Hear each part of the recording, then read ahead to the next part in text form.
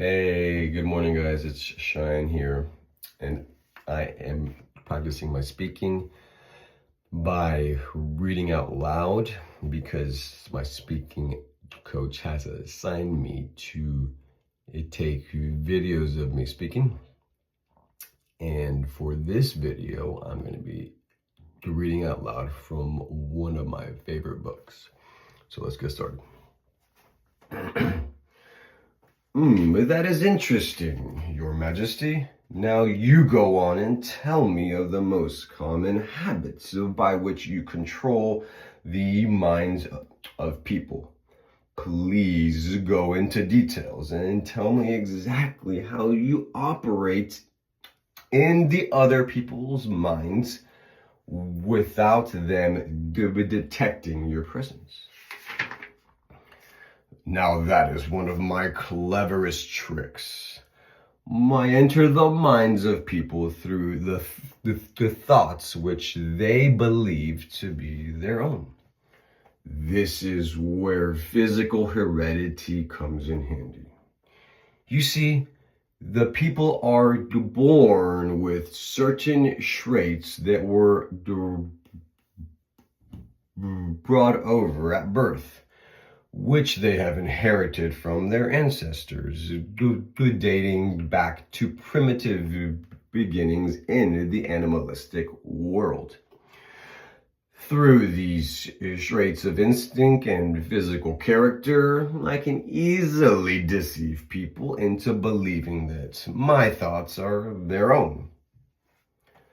Now, what are some of these inborn traits of people of which you make such effective use in controlling them?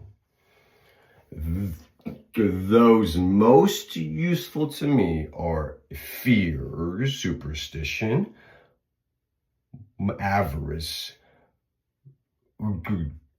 greed, lust, revenge, anger, vanity, and plain laziness.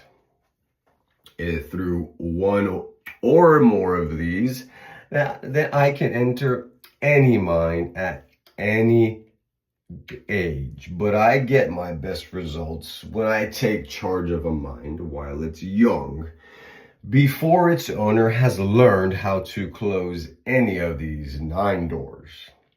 Then I can set up habits which keep the doors ajar forever. Now I'm catching on to your methods. Now let us go back to the habit of drifting. You tell us all about the habit, since you say it's your cleverest trick in controlling the minds of people. As I said before, I start people drifting during their youth. I induce them to drift through school without knowing what occupation they wish to follow in life. Here I catch the majority of people, and the habits are related. Drift in one direction, and soon you will be drifting in all directions. Often I send people into the world so handicapped physically that they are forced to drift on all subjects. But I do not depend upon physical heredity alone to gain control of people and cause them to drift into my control. I use environmental habits to give me a definite rip on my victims. Now I see, Your Majesty, you make it your business to train children in the habit of drifting by inducing them to go through school without any aim or purpose. Now tell me some of your other tricks with which you cause people to become drifters. Well, my second best trick in developing the habit of drifting is one that I put into operation with the aid of parents and public school teachers and religious instructors. Now I warn you, not to force me to mention this trick. If you do so, you'll be hated by my coworkers who help me use this trick. If you publish this confession in your book will be barred from the public schools. It will be blacklisted by most of the religious leaders. It will be hidden from children by many parents. The newspapers will not dare to give your book a review. Millions of people will hate you for writing the book. In fact, no one will like you or there are of this sort. In fact, no one will like you or your book except those who think. And you know how very few there are of this sort. My advice to you is to let me skip the description of my second best trick. So, for my own good, you wish to withhold the description of your second best trick? No one will like my book except to those who think, eh? Very well, now go ahead and answer. You'll regret this, Mr. Earthbound, but the joke is on you. By this mistake of yours, you will divert attention from me to yourself. My coworkers, of whom there are millions, will forget about me and hate you for uncovering my methods. Never mind about me, Your Majesty. You go ahead and tell me all about the second best trick of yours, with which you induce people to drift with you to hell. Well, my second best trick is not second at all. It is first. It is first because without it, I could never gain control of the minds of the youths. Now that's interesting. It seems that I have stumbled upon something very important. So proceed. Parents, school teachers, religious instructors, and many other adults unknowingly serve my purpose by helping me to destroy in children the habit of thinking for themselves. They go about their work in various ways, never suspecting what they are doing to the minds of children, or the real cause of their mistakes. Now, I can hardly believe you, Your Majesty. I have always believed that the children's best friends were those that were closest to them. Their parents, their school teachers, and their religious instructors. Where would children go for dependable guidance, if not to those who have charge of them?